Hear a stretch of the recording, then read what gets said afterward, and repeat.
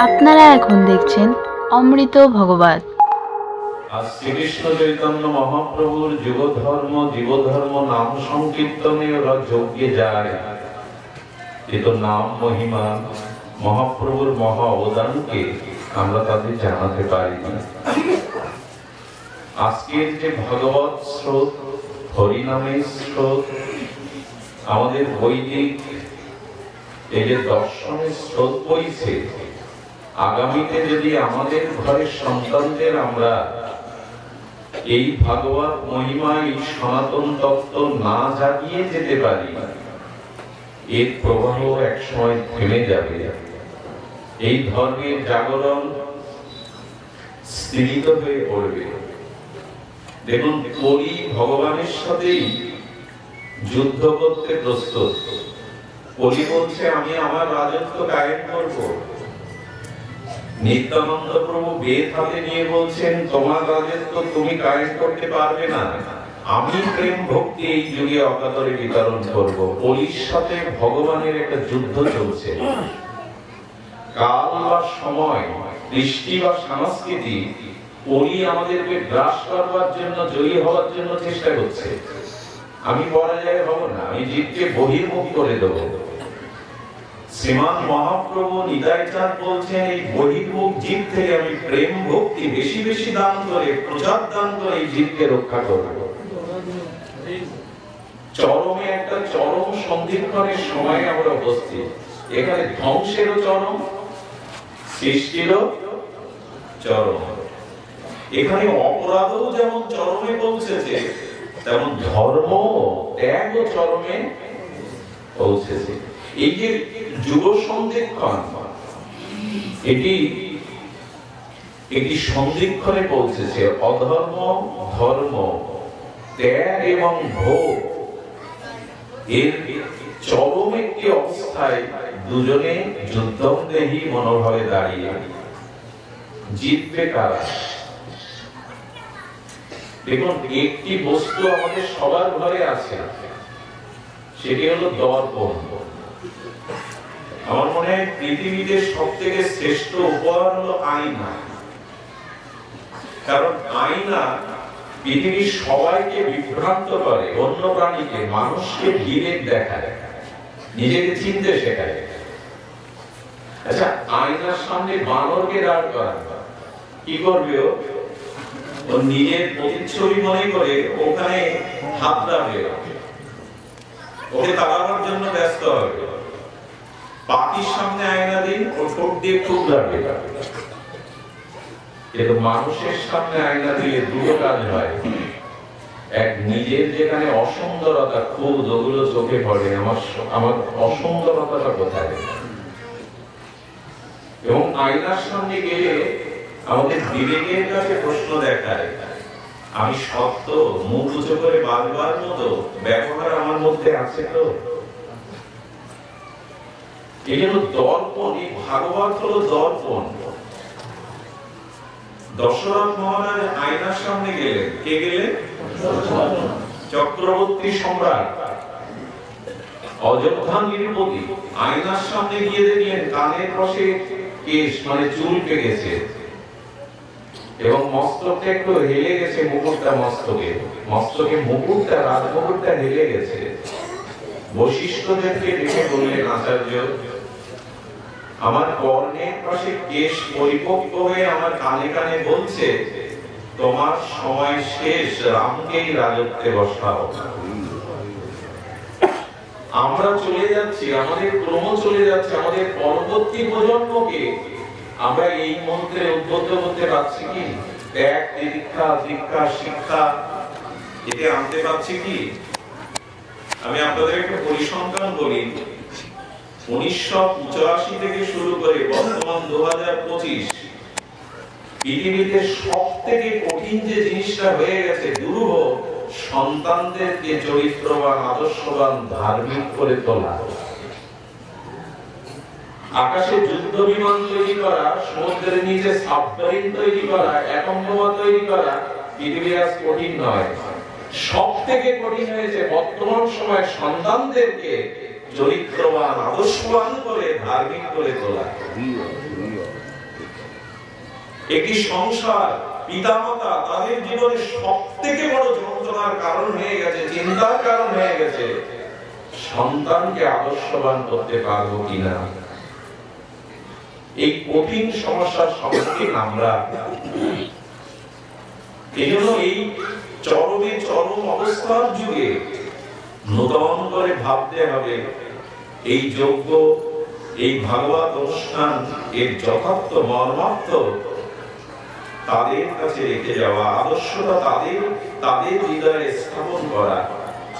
এই জন্য ভাগবতের আজ বড় প্রয়োজন, সাধুর সঙ্গে আজ বড় প্রয়োজন। আচ্ছা, আমি জন্মালাম কেন? আমার জন্ম হলো কেন? আমার জন্ম না হলে কি আমার মৃত্যু হতো? আমি বৃদ্ধ জয়গ্রস্ত হতাম? এই জগতের তাপ আমাকে পোহাতে হতো? কোনো কিছুই তো হতো না। তো প্রভু জন্মটা দিয়ে গেল, বলে জন্মটাই মৃত্যুর কারণ না, জন্মটা দুঃখেরও কারণ না, জন্মটা জরাব্যাধি ভোগেরও কারণ না, জন্মটা এই জন্য এইসবের হাত থেকে চিরদিনের জন্য মুক্তি পাওয়ার জন্য। বলে আমি এই জন্ম পেয়ে মৃত্যু এড়াতে পারবো? বলে অবশ্যই পারবে। এই জন্মই আমার থাকবে, দেহ থাকবে, মৃত্যু আসবে না। এমন কি আছে? ভগবান বললেন আছে। তোমার এই শরীরে মৃত্যু আসবে না। কি অদ্ভুত কথা বলেছেন ভগবান। বলছেন তোমার জীবনে দুঃখ আসবে না, মানে দুঃখের অনুভূতি তোমার থাকবে না, পরম আনন্দ থাকবে, তোমার পতনও হবে না। যদি তার প্রমাণ চান, গৌতম বুদ্ধ উনি আমাদের মতো হস্তপদ বিশিষ্ট কোন মাতৃ গর্ভে এসেছিলেন কিনা? সিদ্ধান্ত মানে গৌতম বুদ্ধ, যাকে 10 অবতারে, ইনি রাজা শুদ্ধোধনের ছেলে। ওনাকে রাস সুখ ভোগের মধ্যে রেখে দেওয়া হয়, দুঃখকে স্পর্শ করতে দেওয়া হয়নি। একদিন নগর পরিভ্রমণের ছলে এক জরাতর বৃদ্ধ রোগগ্রস্ত ব্যক্তিকে দেখে রাতের অন্ধকারে নিজের স্ত্রী পুত্রকে তিনি ছেড়ে দিয়ে বলেছিলেন, এই জরা এবং ব্যাধি যতদিন জয় না করতে পারবো ততদিন আমি গৃহে ফিরবো না। সেও কারো সন্তান, সেও কারো পতি, কারো পিতা, সেও একটি সংসারে, একটি রাজ্যের একজন। 11টা বছর বোধি মূলে বসে, বৃক্ষ মূলে বসে জরাকে জয় করেছিল, ব্যাধিকে জয় করেছিল, ব্রহ্মজ্ঞ অবতার রূপে পরিগণিত হয়েছিল। প্রশ্ন হলো, তিনিও এই রক্ত মাংসের প্রপঞ্চে পৃথিবীতে এসেছিলেন, আমিও এসেছি, আমি পাচ্ছি না কেন? জরা আমাকে স্পর্শ করবে না বুদ্ধের মতো, সেই পথে চলছি কি আমি? আচ্ছা, রামচন্দ্র কারো পুত্র হতে পারে, ভগবান হতে পারে, কিন্তু নরোত্তম নিয়ে এসেছেন।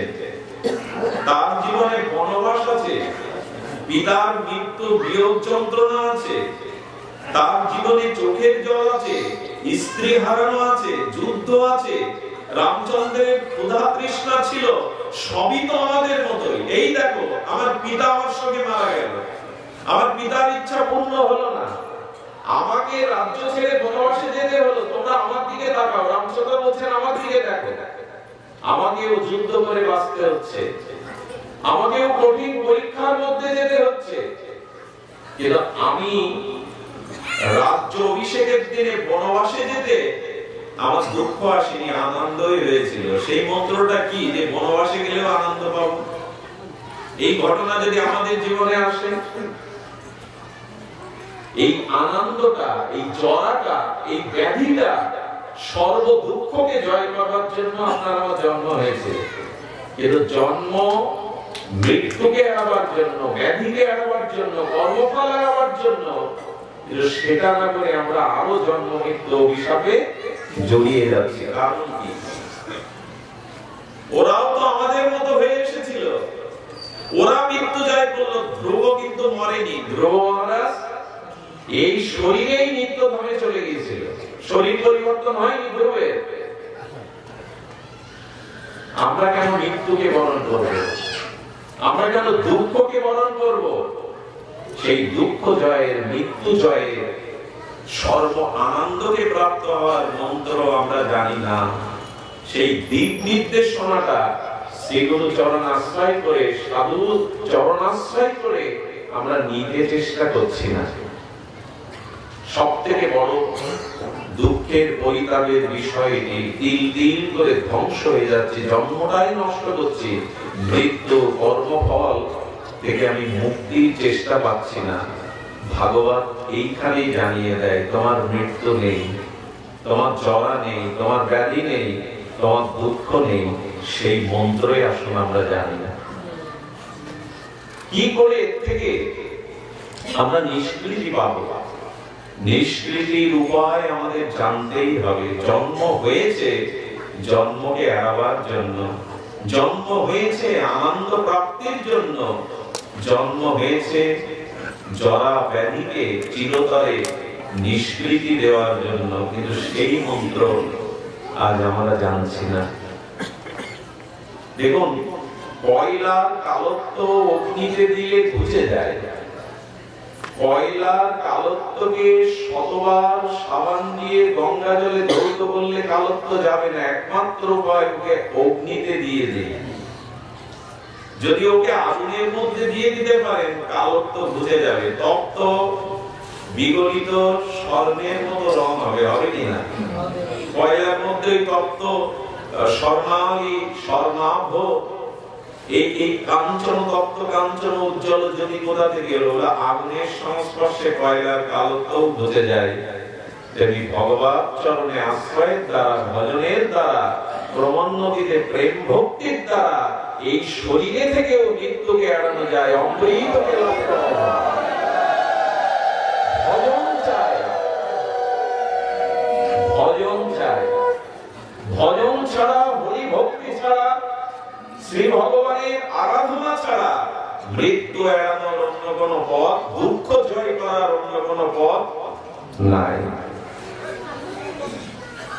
এই জন্য এখানে গোপীরা বলছেন, ইতর রাগ বিস্মার নাম, তোমার অধরামৃত গোবিন্দ যদি হে প্রিয়, হে মনোহর, হে সুন্দর, তোমার অধরামৃত যদি কেউ পায়, তবে জগতে ইতর রাগ বিস্মার নাম, ইতর যে রাগ নিম্নগামী স্বভাব, এটা সংশোধন হবে। তার অধরামৃত পাইত। শ্রী গোবিন্দের অধরামৃত দ্বারা ইতর রাগ চলে যাবে, কুস্বভাব প্রবৃত্তি ভোগ কামনা বাসনা চলে যাবে, যাই তো। তার মানে তার অধরামৃত এখনো পায়নি। পুতনা পেয়েছিল, তাতে তার দেহটা চিন্ময় হয়ে গেছিল, ধাত্রী গতিতে বৈকুণ্ঠে চলে গেল। কোথায়? শিশু হত্যাকারিণী চলে গেল দেবকী যশোদার স্থানে। শুধুমাত্র গোবিন্দের অধরটা ওই পাপীয় শিব পুতনা অপবিত্রতার স্তর স্পর্শ করেছিল। একবার ভাবুন তো, যার ঠোঁটের অধরের স্পর্শে পুতনার দেহটা চিন্ময় সুগন্ধময় দৈবী হয়ে যায়, বৈকুণ্ঠ গতি পায়, সেই অধরামৃত পাওয়ার লোভ আছে আমাদের? যদি বলেন ও তো পুতনা লীলাতে পেল, আমরা এখন কোথায় পাবো? ও তো পুতনা সাক্ষাৎ লীলাতে পেল। ভগবান বলছেন, তোমরা এখনো পেতে পারো। এক কাজ করো, যা কিছু জোগাড় যন্ত্র করো, বাজার করো, ওগুলো শুদ্ধ ভাবে এগুলো রন্ধন করে আমার সামনে তুলসী পাতা দিয়ে রাখো, আমি ওটা গ্রহণ করব। ওটা পেলেই তুমি আমার অধরামৃত পেয়ে যাবে। পথ এখনো খোলা আছে। আমি অমর হতে চাই না, আমি গোবিন্দের ধামে যেতে চাই না, আমি নিজেকে পবিত্র করতে চাই না, অধরামৃত আমি পাই না। অধরামৃত হলে হরি কথা, হরি কথা গোবিন্দের মুরলী। হরি কথা কি? এই যে শ্রী গুরুদেব মন্ত্র দিয়েছেন, এই যে আমরা হরি নাম শুনি, এগুলো গোবিন্দের অধরামৃত যুক্ত মুরলী ধ্বনি। এ পর্ণে গেলেই আপনি অমৃত হয়ে যাবেন। আপনার ভিতরে অমৃত তত্ত্ব এসে যাবে, কারণ অধরামৃত পান করলে ইতর রাগ বিস্মার নাম চলে যাবে। যদিও পরশপাতর আমরা দেখিনি, তবে পরশপাতরে যদি লোহা সোনা হয়, সেটা একটা পাথর মাত্র, লোহাকে সোনা করে দেয়। তাই যদি হয়, তো গোবিন্দ চরণ, গোবিন্দ নাম, গোবিন্দ অধরামৃত প্রসাদ পেলে লোহা যদি সোনা হয় তো গোবিন্দরূপ স্মরণে ভজনে মননে অধরামৃতে আমার কেন হবে না? পাচ্ছি না তো। আচ্ছা, এই নামের কথা ধরুন, এটা নামযজ্ঞ, রিয়ারামপুরের একদিনের নামযজ্ঞে বহু শ্রোতা হয়, ভক্ত হয়, এটা একটা ব্যাপকতা আছে। কিন্তু নামের যে ফলশ্রুতি শাস্ত্র বলছে, একবার নাম করলে যে অর্জন হবে আপনার, শক্তি বলি, প্রেম বলি, প্রাপ্তি বলি, তাতে আপনি অত পাপ সারা জীবনেও করবার সামর্থ্য রাখেন না। একবার নাম নিয়ে অনন্ত জন্মের পাপ চলে যাবে, বারবার বলছি আমরা, কিন্তু তার ফল পাচ্ছি কি? এর কথা বলতে হবে আপনাদের, ফল পাচ্ছি কি? কেন? একবার কৃষ্ণ নামে অনন্ত পাপ, অনন্ত জন্মের পাপ চলে যাবে। দ্বিতীয়বার কৃষ্ণ বললে বিমান আসবে আপনাকে নিতে বৈকুণ্ঠে, মানে প্রেম পেলেও তো আপনি স্বরূপ ধামে ফিরে যাবেন। দুইবার, এতবার বলাতে কাজ হচ্ছে না কেন? আচ্ছা, নাম ব্যাখ্যা করতে গিয়ে আমরা কি বলি? বলি অমৃত যদি কেউ জেনেও খায়, না জেনেও খায়, অমৃত তাকে অমর করবে না। কি সুন্দর ব্যাখ্যা! এসব দিয়ে শ্রোতাদের মাথা ঘুরে যায়। নাম আপনি শ্রদ্ধায় করুন, অশ্রদ্ধায় করুন, নাম আপনার ভেতরে গেলে আপনি প্রেম ভক্তি পেয়ে যাবেন, পাপ নাশ হবে। ব্যাখ্যাটা আমাদের মাথা ঘুরিয়ে দেয়। বাহ, কি অপূর্ব ব্যাখ্যা! যে অমৃত জেনে পান করলে, না জেনে পান করলেও অমরত্ব। নাম শ্রদ্ধায় অশ্রদ্ধায় একবার নিলেই হয়ে যাবে, ফলে মিলছে কি সেটা?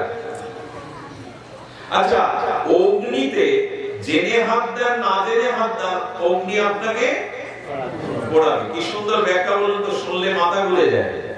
তো নাম জেনে বা অজানায় যেভাবে হোক নাম করলে আপনার ক্রিয়া হবে। ব্যাখ্যাটা ভালো লাগে না শুনতে?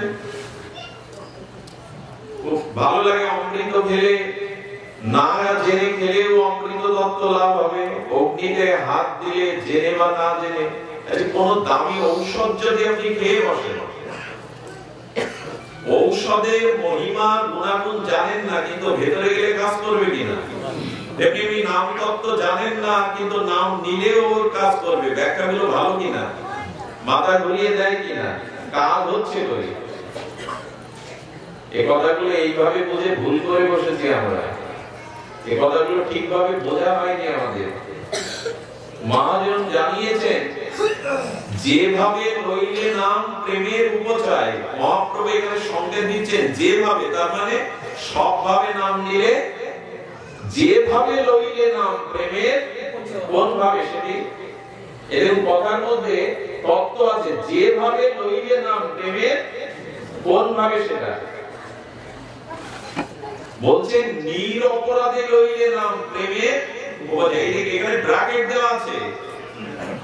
সব ভাবে নিলে হবে না, যে রূপে লইলে নাম প্রেমের উপচায়। কোন রূপে? ভক্তি। আবার বলছে নিরপরাধে লইলে নাম প্রেমের উপচায়। এখানে দুটো তত্ত্ব এলো, দুটো শব্দ এসেছে। যে রূপে, কোন রূপে? এবং নিরপরাধে আমাদের জানবার বিষয়টা, অগ্নিতে হাত দিলে জেনে না জেনে পড়বে। অগ্নির পাশে বসে থাকলে পড়বে, তাপ লাগতে পারে, পড়বে শরীর?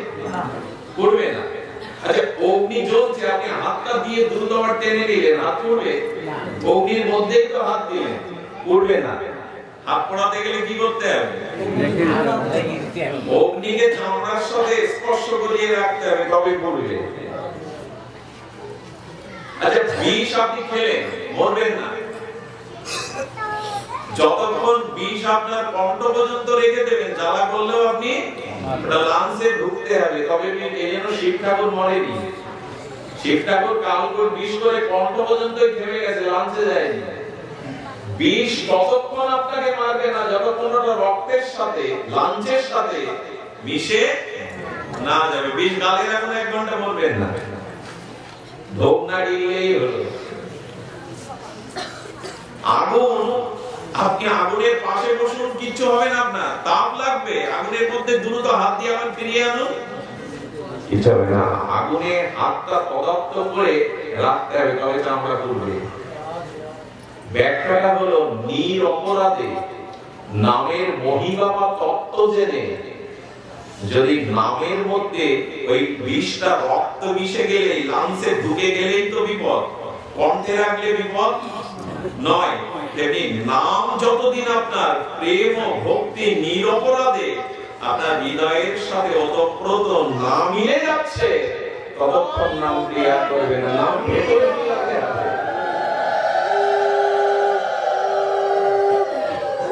গালে বিষ নিয়ে মরবেন না, লাংসে ঢুকাতে হবে, রক্তে মিশাতে হবে, তবে ক্রিয়া করবে। এই জন্য নাম শুধুমাত্র নিলেই হবে এমন না। যদি ওই নামে অপরাধ থাকে, নাম অপরাধ। যদি নাম করতে গিয়ে, নাম প্রচার করতে গিয়ে নিজের প্রচার করে বসি, অর্থ যশ খ্যাতি এই প্রচারের ধান্দা মাথায় থাকে, তাহলে ওই নাম নাম হলো না, নাম অক্ষর উচ্চারণ হলো।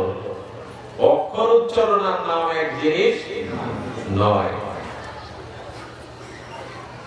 এই জন্য অগ্নিতে হাতটা রেখে দিয়ে চামড়াকে স্পর্শ করাতে হবে, তবে পড়বে, পাশে থাকলে পড়বে না। নাম মহিমা জেনে, নাম তত্ত্ব জেনে শ্রীগুরু প্রসাদী নামের দ্বারা আশ্চর্য হতে হয়। আশ্চর্য হতে হয় কথাটাই বিতর্ক উঠতে পারে, কিন্তু নবদ্বীপের অন্যতম শ্রেষ্ঠ পণ্ডিত গোরাচার ভট্টাচার্য কথাটি বলেছেন। নিতাই চাঁদের সাথে মহাপ্রভুর যে মিলনটা হলো নন্দন আচার্যের গৃহে, মহাপ্রভু একবার মনে করেছিলেন নিতাইকে নিজের গৃহে রাখবেন। মহাপ্রভু উচিত ছিল কি সচিমার কাছে নিয়ে যাওয়া না নিতাইকে? কারণ মহাপ্রভুর বড় ভ্রাতা বিশ্বরূপ নিতাইয়ের মধ্যে বলা হয় লীন হয়েছিলেন। শঙ্করারণ্য মানে ওনার নাম। তো নিতাইকে সচিমা মাই ডাকতেন, মানে সন্তানই মনে করতেন, বড় ছেলের মতো।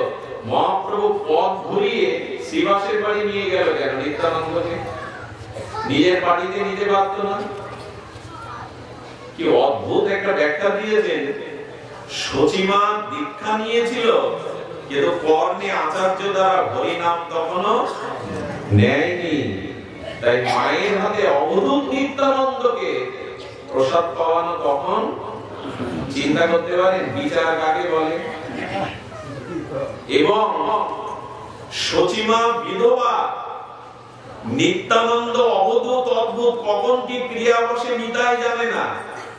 উনি মালিনী দেবীর বাড়ি গিয়ে মামা বলে মালিনী দেবীর কোলে বসলেন, আর বৃদ্ধ মালিনী দেবীর স্তন থেকে দুধ পড়তে লাগলো, নিতাইকে দুধ খাওয়াতে লাগলেন। এটা যদি সচিমার বেলায় হতো, আশ্চর্য হতে হয়। নিমাই কাঁদছে, দুধ পান করছে না, আবির্ভাবের পরে অদ্বৈত আচার্য এলেন। সচিমা বললেন নিমাই দুধ পান করে না, দেখো আচার্য কি হয়েছে। নিমাইয়ের দিকে তাকিয়ে, মহাপ্রভুর দিকে তাকিয়ে অদ্বৈত আচার্য বলছেন, কেন পাচ্ছ না মায়ের স্তনে দুধ? মা এখনো হরি নাম নেয়নি কানে। এসব কথা, এগুলোই তত্ত্ব। সচিমাকে মহাপ্রভু কৃপা করবে না বলে দিলেন, ওকে বলে দাও, প্রেম পাবে না। নিজের গর্ভধারিণী মাকে বলছেন প্রেম পাবে না, চলে যেতে বলে। কেন বলছেন? বৈষ্ণব চরণে সচিমার একটি অপরাধ হয়ে গিয়েছিল, তাও অব্যক্তে। নিজের বড় পুত্র বিশ্বরূপ অদ্বৈত আচার্যের শাস্ত্র জ্ঞানের দ্বারা তীব্র বৈরাগ্যে সন্ন্যাস নিয়েছিলেন। নিমায়ও শাস্ত্র অধ্যয়নের জন্য আচার্যের কাছে যেতেন। সচিমা একদিন মনে মনে করেছিলেন, তুমি সবার প্রতি অদ্বৈত ভাবনা, আমার প্রতি তোমার দ্বৈত ভাবনা। এক ছেলেকে তুমি ত্যাগ বৈরাগ্যে পাঠিয়েছো, আমার নিমায়ও তোমার কাছে শাস্ত্র জ্ঞান নিয়ে যদি সন্ন্যাস নেয়, আমার কাছে তুমি অদ্বৈত না, আমার কাছে তুমি দ্বৈত। এই কথাটি মনে মনে বলেছিলেন, কাউকে বলেনি। এই অপরাধে মহাপ্রভু মাকে প্রেম দিলেন না। আমরা কত অপরাধ করি সাধু চরণে, শাস্ত্র চরণে। আমাদের কৃপা হবে বললেই, নাম নিলেই কৃপা হয়ে যাবে। বৈষ্ণব চরণে যদি হয় ক্ষুদ্র অপরাধ, মহা মহা ভজন হতে পড়ে যাবে বাদ, সেটি মহাপ্রভুর জননী হলেও হবে না। উঠতে বসতে বৈষ্ণব চরণে, শ্রেষ্ঠ চরণে অপরাধ করছি আমরা। চোখের দ্বারা, ইঙ্গিতের দ্বারা, ভাবের দ্বারা, শব্দের দ্বারা, সমালোচনা দ্বারা আমাদের কৃপা কে করবে? কোন নাম কৃপা করবে আমাদের? এই জন্য সচিমা অদ্বৈত প্রভু চরণ ধুলি মস্তকে গায়ে মানলেন তো অপরাধ গেল, তখনই প্রেম পেলেন। অদ্বৈত প্রভু যখন শুনলেন মসজিদ হয়ে পড়ে গেলেন, বিশ্ব জননী সে আমার চরণ ধুলি নেবে। ওই মসজিদ অবস্থায় সচিমা চরণ ধুলি নিলেন, অপরাধ গেল। অপরাধ দেখে নাম নিলে ক্রিয়া হবে, তবে কোটি জন্ম লেগে যেতে পারে। এই জন্য চৈতন্য ভগবতে মনে হয় আছে, ওরা জানে পরীর জীব হরি নাম লইবে, নাসিতে নাসিতে জীব নরকে। কেন? হরি নামের এত মহিমা, তো সেই জীব নাচতে নাচতে নরকে যাবে কেন?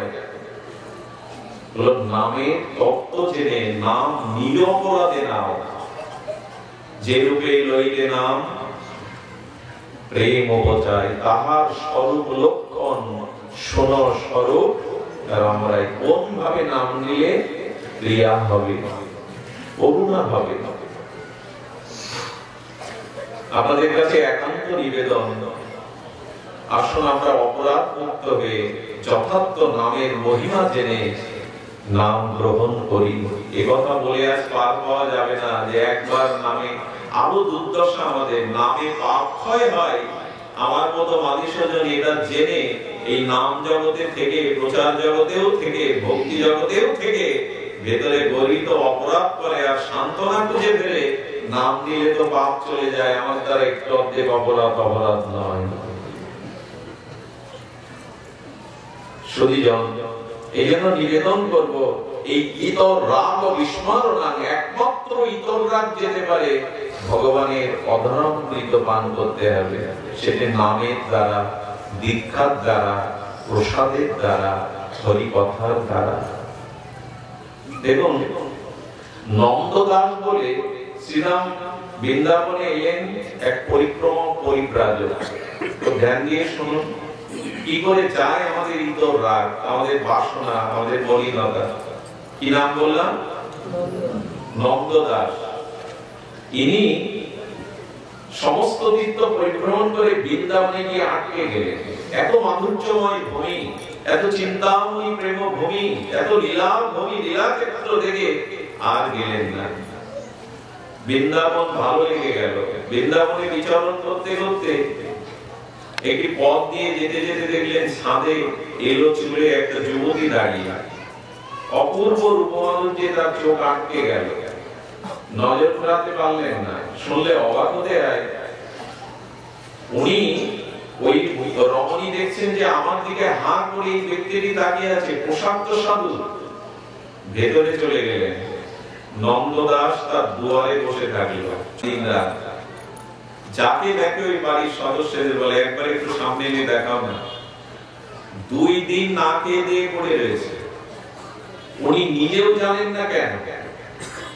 এই ঘটনা ওনার স্বামীকে ওনার স্ত্রী বললেন, একটা উপায় করো, এইভাবে একটা মানুষ দুয়ারে বসেছে, আমিও তার সামনে যেতে একটু বিব্রতকর অবস্থায় পড়ে গেছে।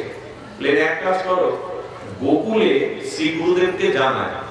আমরা পেছনের দরজা গিয়ে শ্রী গুরুদেবকে ঘটনাটা জানাই, কে কোন রূপে বৃন্দাবনে তাকে আঘাত করা উচিত নয়।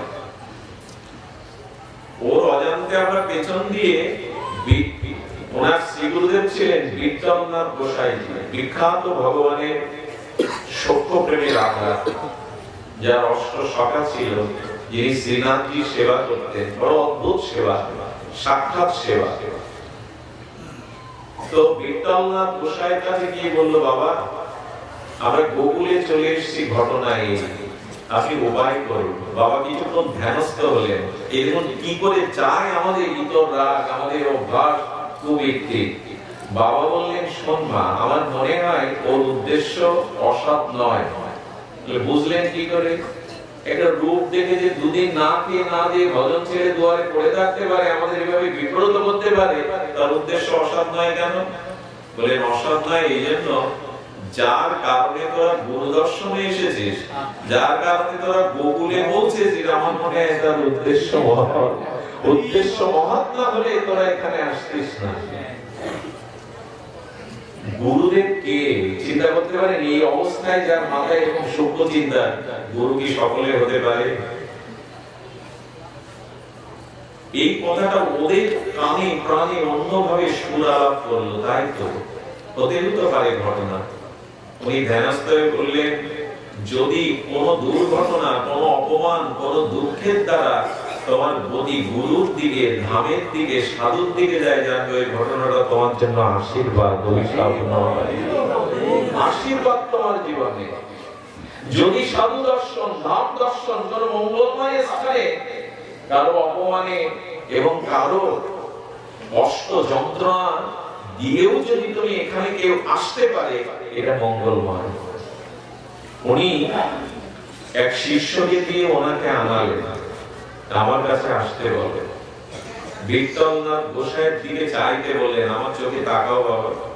যেই ওই শ্রী গুরুদেবের শ্রীমূর্তি তার নয়ন প্রাণে তাকিয়েছে, মুহূর্তের মধ্যেই তিনি পড়ে গেলেন চরণে, চোখে জল ধরছে।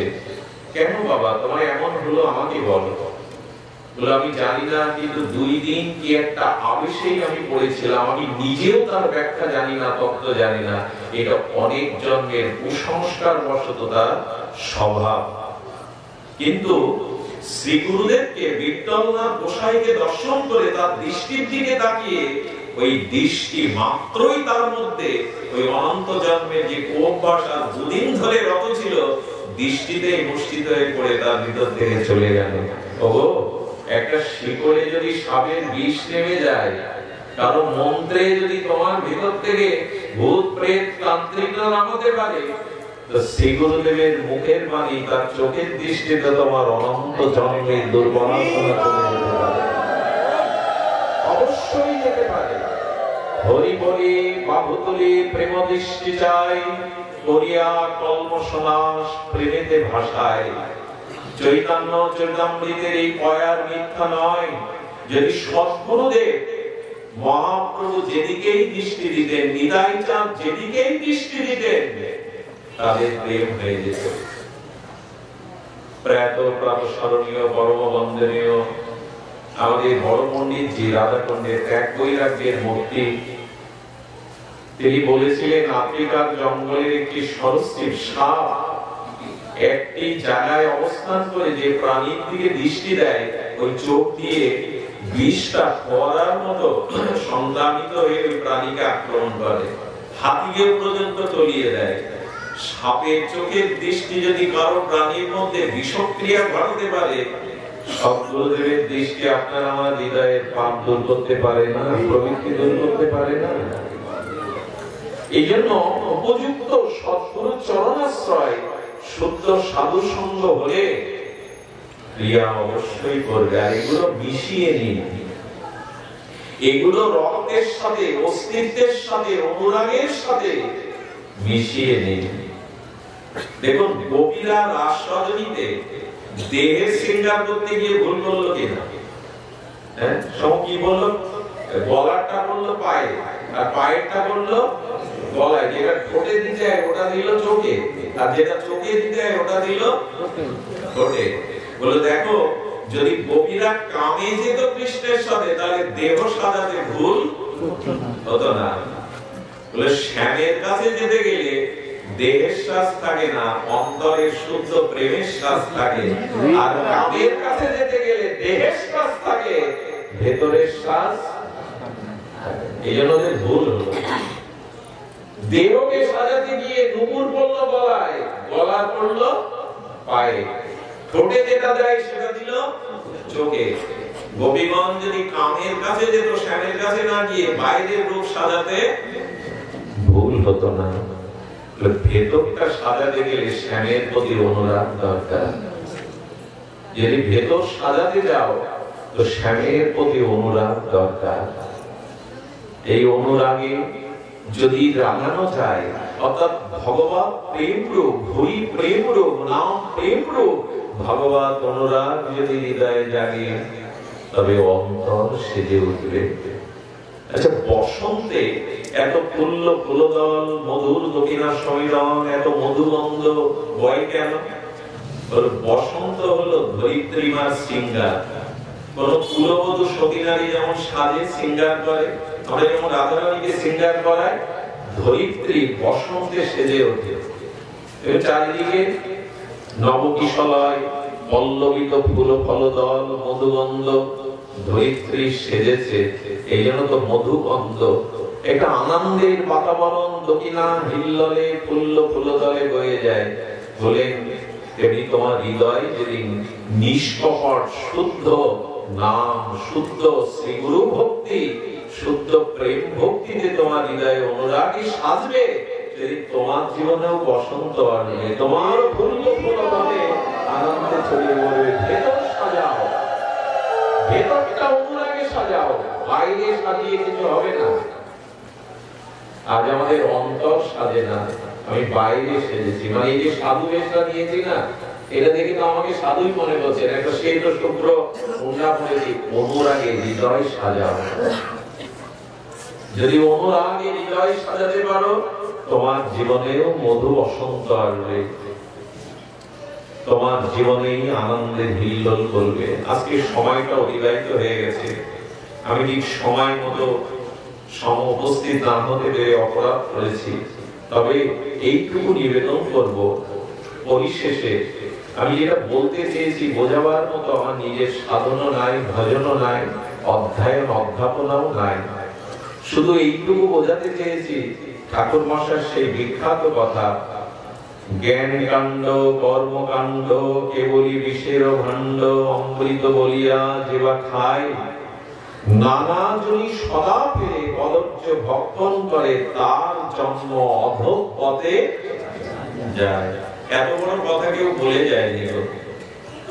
বিশ্বে এত বড় কথা, এত বড় সিদ্ধান্ত ইনি পূর্বে কেউ দিয়ে যাননি।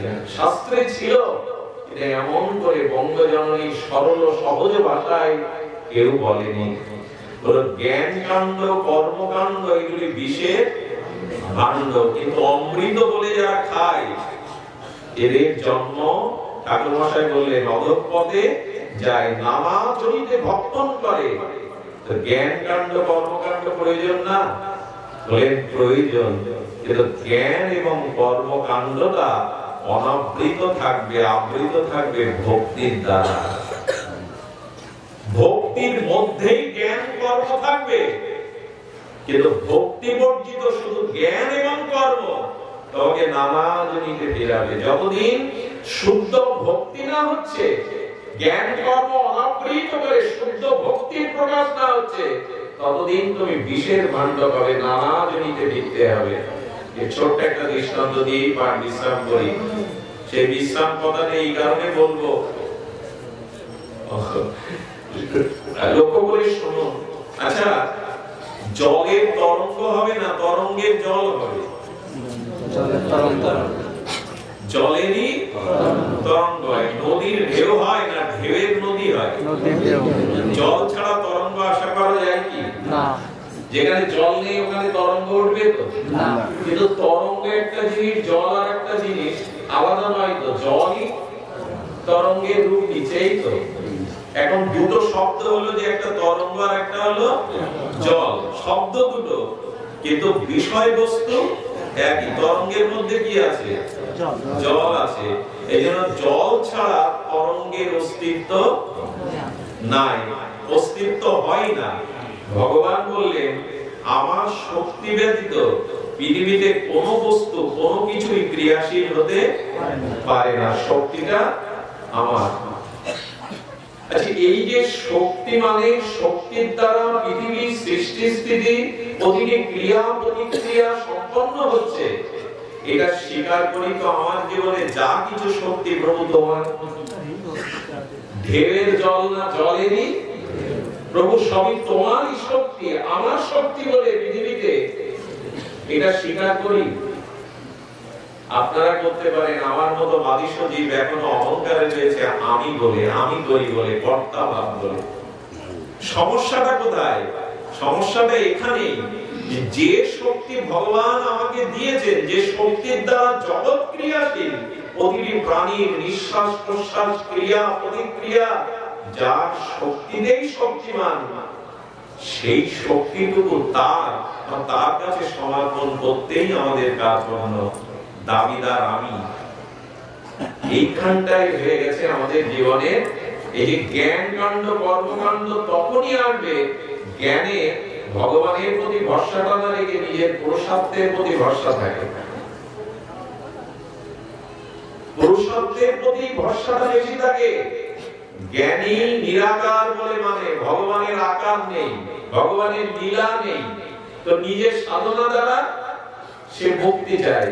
কিন্তু ভক্ত চিরকালই তার একটাই মন্ত্র, তুমি চালাও তাই চলি, তুমি বলাও তাই বলি, তুমি খাওয়াও তাই খাই, তোমার আপন হাতের দলে দোলাও দোলাও দোলাও, আমার হৃদয় তোমার আপন হাতের দোলে দোলাও দোলাও দোলাও। এই হলো ভক্তি, যে শক্তি বলে যা কিছু আমার বলে পেয়েছি সবই তোমাকে সমর্পণ করলাম। কারণ শক্তি যেখান থেকে এসেছে শক্তিকে সেখানেই সমর্পণ করার নামই হলো ভক্তি। সবই তোমার, এই কথাটার নাম ভক্তি। সবই তোমার, এই যে সবই তোমার, এই সমর্পণটাই হলো দেখুন সমগ্র নিখিল বেদান্তের মধ্যে উপনিষদের মধ্যে সার, আর গীতার সার হলো গোবিন্দ চরণে আত্ম সমর্পণ। এই হলো গীতার সার। এই সমর্পণটাই ভক্তি।